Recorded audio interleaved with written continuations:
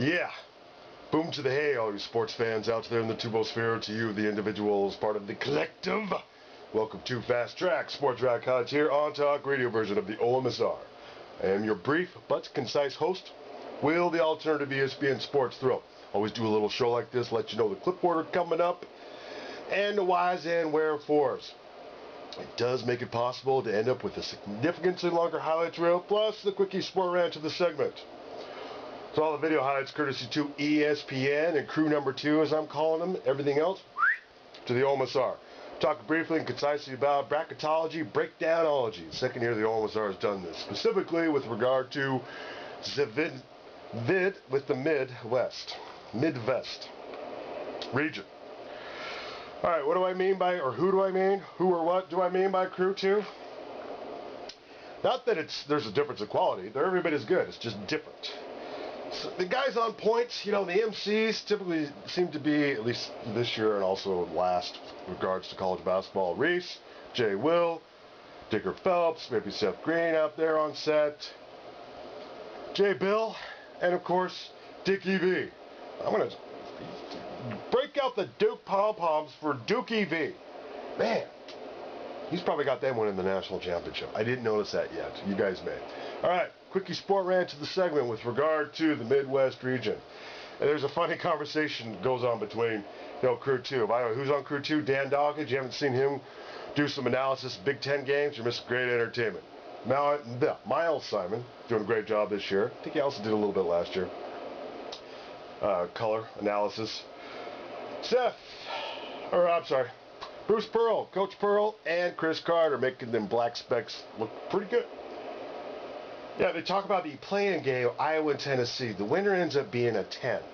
Okay, stop the presses, back the truck up. If you're on that play-in line, shouldn't you end up being a 16? Doesn't that strike some of you guys as odd? I mean, you'll see it coming up.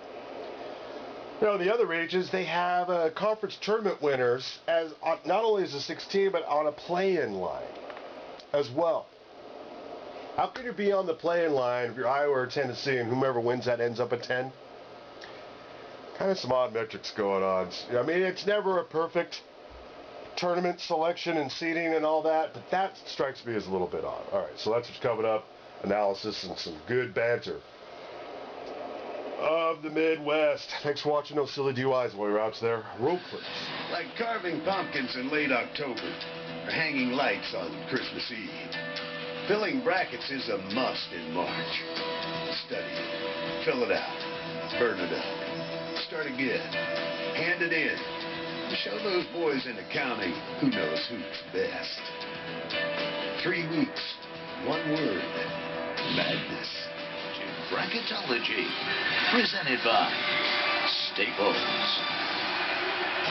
Potter, Doc, and Simon Pearl, Bracketology back with you. You saw the wheat shocker there coming back and went to the Final Four last year. This year, undefeated going into the Ncaa tournament, and the selection committee didn't do many favors in terms of how they put together the Midwest region, and they're number 1 in the region. Let's go there right now and show you kind of what their path looks like.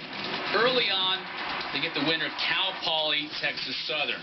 I don't necessarily know if that necessarily is going to be their toughest challenge, but they've got some others, as we can see here. Kentucky and Kansas State, also Friday in St. Louis. You guys have collectively Kentucky moving on. Then in Orlando on Thursday. St. Louis and NC State, a team that had to have a big run in the ACC tournament just to get into the NCAA tournament. They did. It's another one of those 12-5. Billikens struggling a little bit. And you guys have NC State, who needs the play-in game, by the way, against Xavier. They need to win that game just to get to that game in Orlando. And you guys have them moving on. And then Louisville, one of the hottest teams, maybe the most underseeded team at that 4 spot. Still, they get by Manhattan, the Jaspers, there on Thursday. We're going to talk about this here in a little bit, but it's time now to take a look at how Wichita State can make more happen. Brought to you by Staples. And these are the potential opponents. We said this could be a really tough road for the Shockers. Look at the opponents. If the higher seed were to advance in each of the following rounds, Kentucky, Louisville, Michigan, Arizona, and then potentially Florida or Virginia in the title game. So if it goes chalk, those are going to be their opponents, and that is not an easy road. Greg Marshall says, doesn't matter where we're seated, you got to beat all the good teams to win a championship. I think it's a very tough bracket, but all brackets are tough, and you don't really know how they're going to fall. You just have to take it one game at a time, as we did last year. Sorry we about played that. a #1 seed, a #2 seed, and eventually ran into Louisville, who's the top overall seed. Played them very well in the Final Four and came up 2 possessions short. So we know that it's going to be tough. We're prepared for that. St. Louis on Friday. We'll talk more about the Shockers here coming up, but their opponents, it's going to get tough for them in the round of 32. Kansas State and Kentucky. Anybody here pick Kansas State? Because we have Kentucky in total going through. I didn't pick Kansas State, but let me tell you why it's going to be a hard game for Kentucky, because Kansas State and Bruce Weber, defensively, one of the best in the country. They were top 5 in three-point field goal percentage defense. They led the Big 12 in least amount of points given up per game. They're a physical team, a little bit undersized as compared to Kentucky. They play Shane Southwell he's a small forward playing power forward this year. But Marcus Foster, he's a guy, he's a 2-guard, one of the best freshmen in all of college basketball. I think he's a guy that'll take it a little bit personal against the Harrison twins, because he's a Texas native, as are the Harrison twins, and he'll want to prove himself on the biggest stage. Yeah, and then it depends on what the Harrison twins are going to do about that. Are they going to try to go one-on-one, which when that happens, it doesn't work out well. Just a week ago, NC State was looking at having to make a big run of the ACC tournament just to make this field. They were on the outside looking in and staring at an NIT bid. They made that run, despite the fact that they weren't able to cut down the nets, but they got in. Not only do you guys now like them to win that play-in game against Xavier, another team that was on the bubble, but you like them to move on. I mean, you like them to beat St. Louis, a Billikens team that was great for so much of the year, but has really struggled here of late. Why? Why? T.J. Warren. I mean, he might be the best player in the country. I mean, he does it at both ends. And the thing I love about him is he's a self-made player. Lost 30 pounds. He knows how to get open. He can shoot the 3. He can get to the foul line. I think they're hot. When Mark Godfrey's team is playing a little bit of a streak, I think the tougher game for them might even be Xavier. Something's wrong at St. Louis, okay? You don't lose down the stretch like they did. I think Georgia Jet is not healthy. And when you play 50-point games all the time, I think you're vulnerable. And St. Louis is going to keep you in the game no matter who they're playing. I hate it. Not hate's too strong a word. I severely disliked last year's North Carolina State team. From the time I did them in Puerto Rico till the end of the year, I like this team. I don't think they're great, but you said it's T.J. Warren.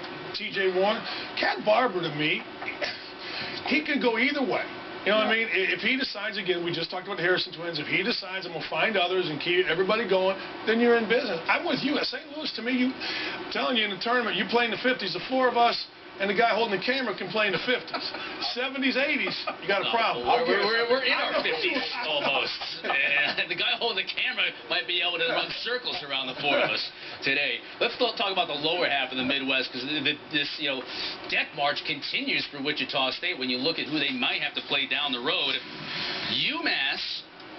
And we've got Iowa winning the play-in game between Iowa and Tennessee. And this is 2 teams coming and going in opposite directions. Iowa struggling coming in, Tennessee playing the best basketball they've played all year down the stretch, and yet you guys like Iowa to win. Who's you guys? That's these guys, okay? The consensus. That's how we're doing it today. I was an assistant at Iowa. I was a head coach at Tennessee. Iowa's lost 6 out of the last 7 games, and Tennessee will not let them get the pace of this game up. So why do you 2 guys like Iowa then? I think Iowa can score the basketball. I love Roy Devin Marble, Mike Gazelle, Utah off the bench. I like teams that can score in the NCAA tournament. Iowa's a team that can do that. Now, prayers to Fran. His son's going through a horrible deal. Prayers to them. But at the end of the day, that was a disinterested. I liked everything you said, because you're right, except for when they get on the court. The way they played the last 7 games has been awful. But in saying that, we chose Iowa. No. You guys chose Iowa. Okay. But he's killing Iowa right now. But he also said that they're going to win. Sometimes we second guess ourselves. But you got to go with your instincts. I would say this: these are 2 of the more disappointing teams that made the NCAA tournament. I think you could look at Iowa and Tennessee in the preseason and both think they should be single, seed teams, because they've got talent. But Tennessee playing better now than Iowa. And they're playing great defense. And I think the Why do you go for Iowa? I don't want to bury the lead here, but not only only did you go for Iowa beating Tennessee, but what about the Minutemen? No love for the Minutemen. You've got consensus Iowa beating UMass, not only winning the playing game, but winning that round of 64 game. That's not going to happen. Get it kind of figured out. And so this is going to be interesting to see these different matchups and how the different styles of play work. I think sometimes you get better quality basketball when somebody doesn't know every play call you run. Yeah, those games in Raleigh should be interesting. The bottom, the rest of that Midwest bracket you guys have is chalk, so we'll talk about some of those teams later on. Although, Mercer might be able to give Duke a little bit of a hard time. Yeah, I think Mercer, they're a team that's top 5 in the country in offensive efficiency, led the A-Sun in field goal percentage and three-point percentage. They're a good rebounding team. Let's remember, they're coming out. The Atlantic Sun beat Florida Gulf Coast. It was the team that made the Sweet 16 run this year, and they had to beat Florida Gulf Coast on their home floor to qualify for the NCAA. They flipped the script. Last year, Gulf Coast had to beat Mercer. We saw it.